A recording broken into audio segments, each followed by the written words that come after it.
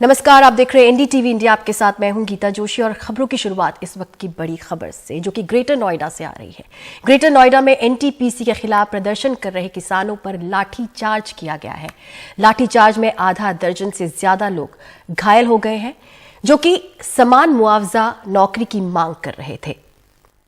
आपको बता दें कि ये लाठीचार्ज ग्रेटर नोएडा में एनटीपीसी के खिलाफ प्रदर्शन कर रहे किसानों पर किया गया है, जिसमें आधा दर्जन से ज्यादा लोग घायल हो चुके हैं। ये जो प्रदर्शन चल रहा था वो समान मुआवजा और नौकरी की मांग को लेकर प्रदर्शनकारी जो थे वो कर रहे थे। और इस पर ज्यादा जानकारी के लिए रुख करते हैं हमारे सहयोगी रवीश रंजन शुक्ला का। रवीश, क्या है पूरा मामला, ये बताइए, और क्या है मांगे जिसको लेकर प्रदर्शन हो रहा था? जी देखिए गीता, ये जो नेशनल थर्मल पावर कॉर्पोरेशन है दादरी में, उसके बाहर ये प्रदर्शन चल रहा था। 2 दिनों से ये प्रदर्शन चल रहा था और किसानों की ये डिमांड थी कि 1986 में जब ये भूमि अधिग्रहण हुआ था एनटीपीसी का, उस वक्त 2 तरीके के मुआवजे दिए गए थे। एक 60 रुपए गज के हिसाब से और एक मुआवजा 120 रुपए गज के हिसाब से। तो किसानों की डिमांड है कि समान मुआवजा दिया जाए और एनटीपीसी में जिसकी जमीन को लिया गया है उसके घर के एक शख्स को नौकरी दी जाए। तो इसी डिमांड को लेकर जो है वो पहले भी इनके धरने प्रदर्शन होते रहे हैं, लेकिन चूंकि इस बार ये एक तरीके की मुख्य इनकी मांग थी कि एनटीपीसी से बात करवाई जाए। आज चूंकि योगी आदित्यनाथ उत्तर प्रदेश के जो मुख्यमंत्री हैं वो ग्रेटर नोएडा में आए हुए थे, तो उसके चलते सुरक्षा को बहुत सख्त किया गया। लेकिन जब ये धरना प्रदर्शन चल रहा था उसी वक्त पुलिस की किसानों के साथ में झड़प हुई और हल्का जो लाठीचार्ज है उसको पुलिस ने किया। किसानों का आरोप है कि इसमें आधा दर्जन लोग जो है वो घायल हुए हैं, कई महिलाएं घायल हुए हैं। अभी हालात ये हैं कि कुछ किसानों को हिरासत में भी लिए जाने की खबर है, तो किसान काफी नाराज हैं। और जो बीजेपी के दादरी के जो विधायक हैं तेजपाल नागर, उनके घर पर भी तमाम सारे किसान धरने पर बैठ गए हैं और उनका ये कहना है कि जो भी उनकी डिमांड है उसके मद्देनजर किसी अधिकारी से उनकी बात करवाई जाए और खुद जो बीजेपी के विधायक हैं वो इस पूरे मामले पर मीडिएट करें और सरकार से बातचीत करें। अभी फिलहाल पुलिस की ओर से ये कहा जा रहा है कि जो नेशनल थर्मल पावर कॉर्पोरेशन है उसमें किसानों ने घुसने की कोशिश की और बिजली को बाधित करने की कोशिश की। तो यही वजह रही कि पुलिस ने फिर इनको रोकने के लिए हल्का लाठीचार्ज प्रयोग किया है और अज्ञात किसानों के खिलाफ में अब मामला भी दर्ज किया जा रहा है और कुछ किसानों को हिरासत में भी लिया गया है। जी गीता। जी रवीश, जैसे कि आपने बताया कि मंगलवार को सीएम भी गौतम बुद्ध नगर में गए थे और उनके जाने के बाद हो सकता है कि ये कदम जो है वो पुलिस ने उठाया हो, लेकिन जैसे कि आपने बताया कि उनसे बातचीत करनी चाहिए थी, पहले किसानों से बातचीत करनी चाहिए थी, लेकिन सीधे लाठीचार्ज किया गया और वो भी उसमें महिलाओं को भी नहीं बख्शा गया। जी बिल्कुल, क्योंकि जो ये प्रदर्शन स्थल जो है उसमें बड़ी तादाद में महिलाएं भी धरने में भाग ले रही थी।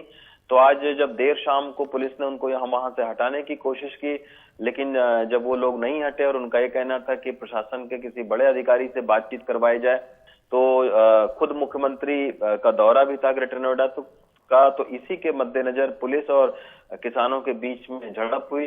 पहले जो है वो वाटर कैनन का इस्तेमाल किया गया, पानी की बौछारें डाली गई। फिर भी जब किसान नहीं माने तो फिर हल्का बल प्रयोग करके उनको वहां से भगाने की कोशिश की। अब पुलिस इस पूरे मामले पर तमाम सारे किसानों के खिलाफ मुकदमा दर्ज कर रही है और पुलिस का ये कहना है कि कुछ किसानों को हिरासत में भी लिया जा रहा है, पूछताछ उनसे की जा रही है। अब इसमें देखना होगा, क्योंकि ये धरना काफी दिनों से चल रहा था। पिछले साल भी इन लोगों ने धरना किया था, लेकिन अभी तक इस समस्या का कोई हल नहीं निकल पाया और सरकार की भी तरफ से कोई ठोस आश्वासन नहीं मिला। किसानों की डिमांड थी कि कोई एक जो है वो कमेटी बनाकर या फिर कोई अधिकारी इनसे बात करे ताकि इनकी जो मांग है वो पूरी की जा सके। लेकिन अभी फिलहाल सरकार या ये कहें कि स्थानीय प्रशासन और किसानों के बीच में टकराव की स्थिति है। अभी बातचीत उस तरीके से नहीं हो पाई है जिससे किसान संतुष्ट रहे। तो यही वजह है कि थोड़ा सा हिंसक जो है वो झड़प हो गई और उसमें कई किसान घायल हुए हैं, कुछ लोगों को हिरासत में भी लिया गया है। जी रवीश, इस पूरी जानकारी के लिए बहुत बहुत शुक्रिया। तो ग्रेटर नोएडा में एनटीपीसी के खिलाफ प्रदर्शन कर रहे किसानों पर लाठीचार्ज किया गया है, जिसमें आधा दर्जन से ज्यादा लोग घायल हैं।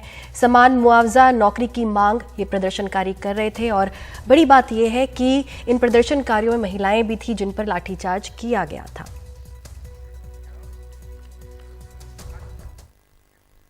और अगली खबर मोरबी में हुए पुल हादसे से, जिसमें मरने वालों की तादाद 135 पहुंच गई है। करीब 100 लोग घायल अस्पताल में भर्ती किए गए हैं, जिनमें कुछ की हालत बेहद गंभीर है। इन सब हालातों के बीच प्रधानमंत्री नरेंद्र मोदी मोरबी के सरकारी अस्पताल पहुंचे।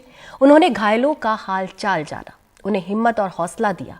अस्पताल के डॉक्टर्स को जरूरी हिदायत भी दी। इससे पहले पीएम मोदी पुल हादसे की जगह पर भी गए और राहत अभियान में लगी टीम से बात की।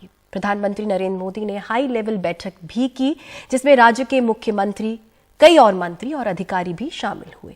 प्रधानमंत्री ने अधिकारियों को पीड़ित परिवारों के संपर्क में रहने का निर्देश दिया है। नहीं जाएगा, चाहे वो कोई भी शख्स हो। इन तमाम लोगों को प्रधानमंत्री ने ये आश्वासन भी दिया जब प्रधानमंत्री लगातार उनसे। आपको बता दें, वहीं प्रधानमंत्री नरेंद्र मोदी के मोरबी सिविल अस्पताल पहुंचने से पहले सोमवार देर शाम से अस्पताल की काया पलट भी शुरू की गई, बावजूद इसके कि वहां बड़ी तादाद में घायल भर्ती थे। आनन फानन में रंगाई पुताई शुरू हुई। 40 पेंटर काम पर लगाए गए। पुराने वाटर कूलर हटाकर 4 नए वाटर कूलर फिट किए गए। हालांकि हमने पाया कि नए वाटर कूलर में पानी ही नहीं था। नई टाइल्स लगाई गई और वार्ड में साफ चादरें भी बिछाई गई। कई घायलों को खाली वार्ड में शिफ्ट किया गया। अस्पताल में अपनों को तलाश रहे लोग इस रंग रोगन अभियान से परेशान होते रहे, लेकिन उनकी फिक्र अस्पताल प्रबंधन को नहीं हुई। ज्यादातर स्टाफ सिर्फ साफ सफाई में लगा था, लिहाजा जानकारी देने वाला कोई नहीं था। हादसे की जांच के नाम पर 5 सदस्यों की उच्च स्तरीय कमेटी बनाई गई है।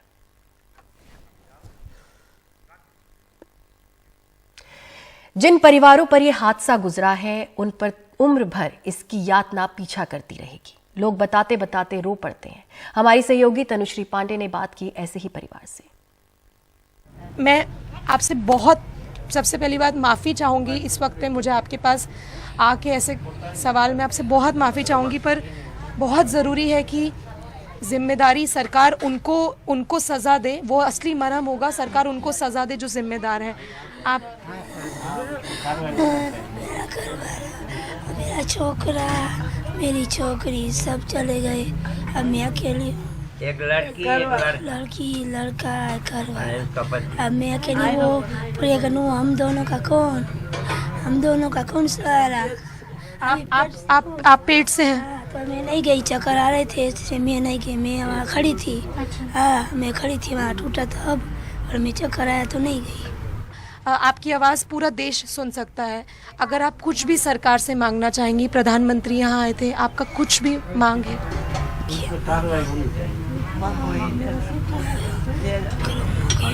मांगा सब चले गए, अब मैं हम क्या मांगेंगे दोनों। तू अगले सो मांगे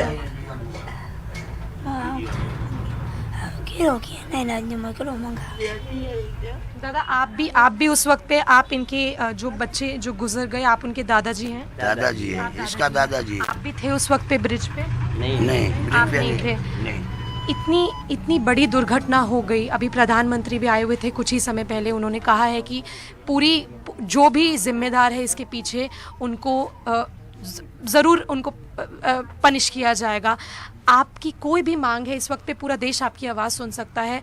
माफ़ी चाहूँगी आपसे, इस वक्त पे आना पड़ रहा है, हाथ जोड़ के माफ़ी चाहूँगी दादा, पर कुछ भी अगर आप, क्योंकि ज़रूरी है, सबसे ज़्यादा ज़रूरी है इस वक्त पे कि आगे इस तरीके की दुर्घटनाएं ना हो। आप कुछ कहना चाहेंगे सरकार से? कोई मांग है आपकी? मांग कर है असाई मदद करो, बीजो करो, मारू तो आविया। असाई मदद करो, असाई मदद कर, हमारी मदद करना, हमारी मदद करना। आप लोग को कोई भी मुआवजे की जो रकम है वो कुछ भी मिली है अब तक? नहीं, कुछ नहीं मिला। मैं इसका फादर हूँ। आप इनके पिताजी? मैं इसका पिताजी, उसको अभी कुछ नहीं मिला। अभी कोई मुआवजे की रकम नहीं मिला, कोई नहीं मिला। मैं इसका पिताजी हुई है, मेरी लड़की है, कोई वस्तु अभी हमको नहीं मिला। वहीं मोरबी में पुल टूटने से हुई मौत को लेकर विपक्ष हमलावर है। बीजेपी कह रही है कि इस पर राजनीति होनी नहीं चाहिए। विपक्ष याद दिला रहा है कि 2016 में जब बंगाल में पुल गिरा था तो पीएम मोदी ने क्या बयान दिया था। देखिए रवीश रंजन शुक्ला की रिपोर्ट। इतना बड़ा ब्रिज टूट गया तो क्या कहते हैं ये लोग? ये कहते हैं ये तो एक्ट ऑफ गॉड है। दीदी, ये एक्ट ऑफ गॉड नहीं, ये तो एक्ट ऑफ फ्रॉड है, फ्रॉड। प्रधानमंत्री नरेंद्र मोदी का 2016 में दिया गया बयान सोशल मीडिया पर वायरल है। तब पीएम ने बंगाल में फ्लाईओवर टूटने को भगवान का कसूर नहीं बल्कि धांधलीबाजी का नतीजा बताया था। अब गुजरात में पुल टूटा है तो कांग्रेस से लेकर जेडीयू तक प्रधानमंत्री को उनका बयान याद दिला रहे हैं, उनसे सवाल पूछ रहे हैं कि 2016 में जब बंगाल में पोस्ता में कुछ ब्रिज टूटा था तो यही प्रधानमंत्री यहाँ पर आके बोला था ये एक्ट ऑफ गॉड नहीं, ये एक्ट ऑफ फ्रॉड है। और वो बोला था कि जिस सरकार का जमाना में ये ब्रिज टूटा है आने वाला चुनाव में इस सरकार भी टूट जाएगा। गुजरात में जो bridge without giving fit certificate जिसको आम आदमी के लिए खोल दिया गया, जिसको मेंटेनेंस के लिए दिया गया था 2 करोड़ रुपया, उसका कोई यहाँ पर पहले से उसका कोई एक्सपीरियंस नहीं था और जिसमें मैक्सिमम 100 to 125% का कैपेसिटी है, वहाँ पर 400 से 500 टिकट बेचा गया था। क्या ये एक्ट ऑफ फ्रॉड नहीं है? मैं सीधा सवाल मोदी जी से पूछना चाहते हैं। मोदी जी आप बताइए कि यह हादसे के लिए जिम्मेदार कौन? ये एक्ट ऑफ गॉड है, ये एक्ट ऑफ फ्रॉड है, ये आप बताइए, क्योंकि हिंदुस्तान के लोग जानना चाहते हैं कि गुजरात मॉडल का क्या ये नजारा है। दिल्ली के मुख्यमंत्री अरविंद केजरीवाल ने भी मोरबी के पुल की दुर्घटना को भ्रष्टाचार का नतीजा बताया है। वहीं कांग्रेस ने इसकी स्वतंत्र जांच कराने की मांग की है। ये एक बहुत बहुत बहुत बड़े भ्रष्टाचार का मामला है जिसको अब दबाने की कोशिश की जा रही है। एक घड़ी बनाने वाली कंपनी को पुल बनाने का ठेका दे दिया गया। उसने कभी पुल बनाया ही नहीं था, ऐसा कहा जा रहा है। मैंने मीडिया में देखा, आप ही लोगों की स्टोरी देखी। एक घड़ी बनाने वाली कंपनी को पुल बनाने का ठेका क्यों दिया गया? पहला प्रश्न तो यही उठता है। नंबर 2, उसको बिना टेंडर किए पुल रख रखाव का, मतलब मेंटेनेंस कह रहे हैं या रिपेयर कह रहे हैं, रिपेयर का ठेका क्यों दिया गया?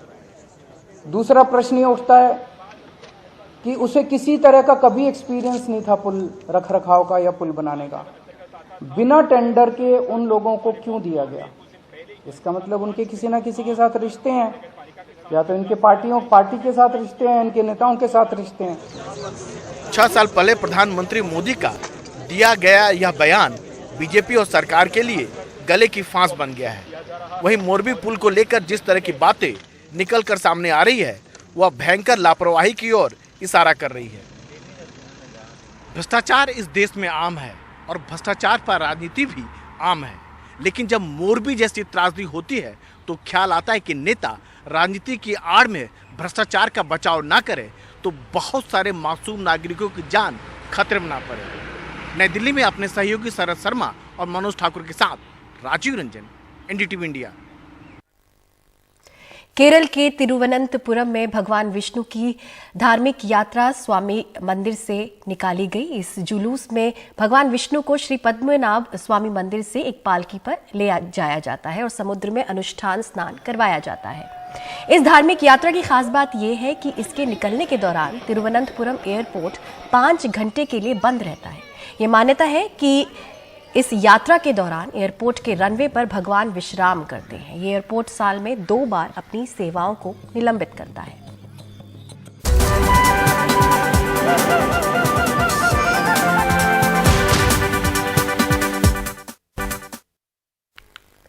अगली खबर मध्य प्रदेश से। मध्य प्रदेश के शाजापुर जिले के लक्ष्मी नगर इलाके में एक गाय की मौत का मातम है। रानू नाम की एक गाय से क्षेत्र के लोग काफी अपनत्व रखते थे। लोगों का गाय से लगाव का ये हाल था कि बकायदा नगर निगम की गाड़ी पर शव रख अंतिम यात्रा निकाली गई। कई लोग रोते हुए देखे गए और 100 से ज्यादा साड़ियां दान की गई। तय जगह पर पूरे विधि विधान के साथ अंतिम संस्कार किया गया।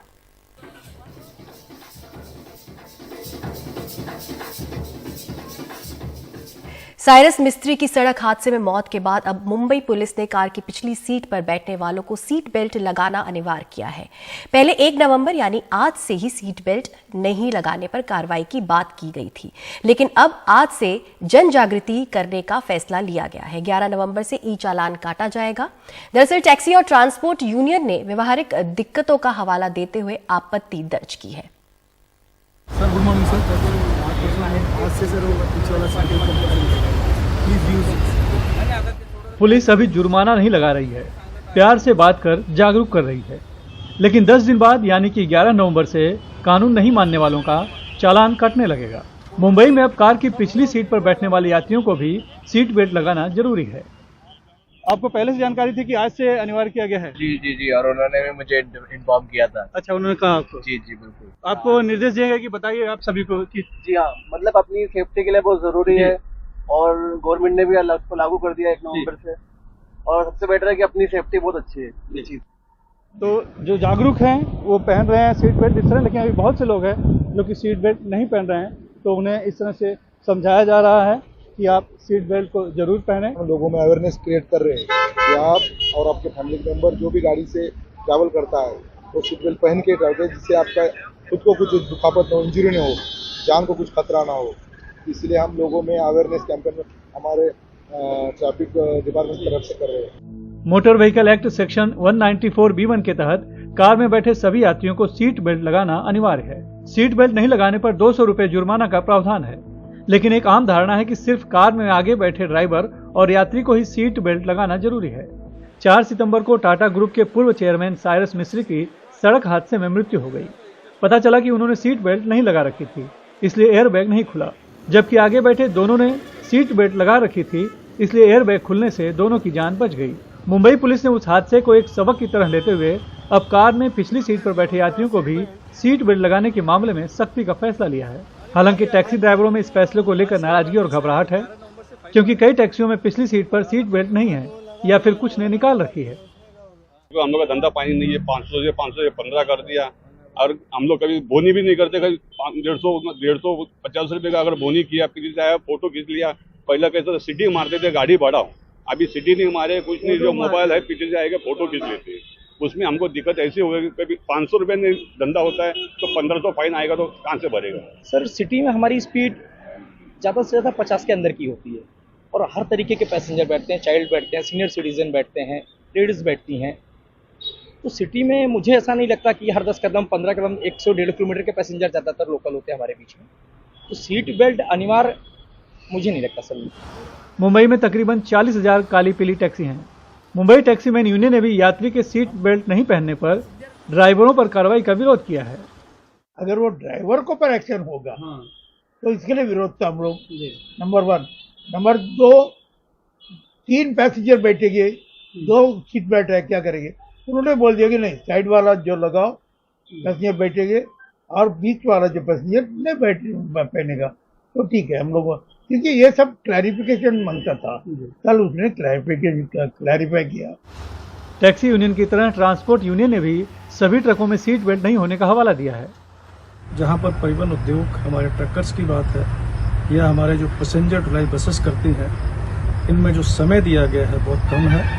अगर इसको सख्ती से लागू किया गया तो काफ़ी हमें दिक्कतें आएंगी। यही वजह है कि पहले 1 नवंबर से कानून को लागू करने का दावा करने वाली मुंबई ट्रैफिक पुलिस ने अब 10 दिन बाद यानी 11 नवंबर से सख्ती करने का फैसला किया है। मुंबई से कैमरामैन अशोक महाडी के साथ सुनील सिंह, एनडीटीवी इंडिया के लिए। अभिनेता सलमान खान की सुरक्षा बढ़ाई गई है और वो तब हुआ है जब लॉरेंस बिश्नोई गैंग की तरफ से उन्हें धमकियां दी गई हैं। आपको बता दें, अभिनेता सलमान खान को अब Y+ सुरक्षा दी गई है। इससे पहले सलमान खान के पास X कैटेगरी की सुरक्षा थी। दरअसल सलमान खान को फिर से धमकी की चिट्ठी मिली है। अक्षय कुमार और अनुपम खेर को X कैटेगरी की सुरक्षा दी गई है, यानी हर शिफ्ट में 3 सुरक्षा अधिकारी उनकी हिफाजत के लिए रहेंगे।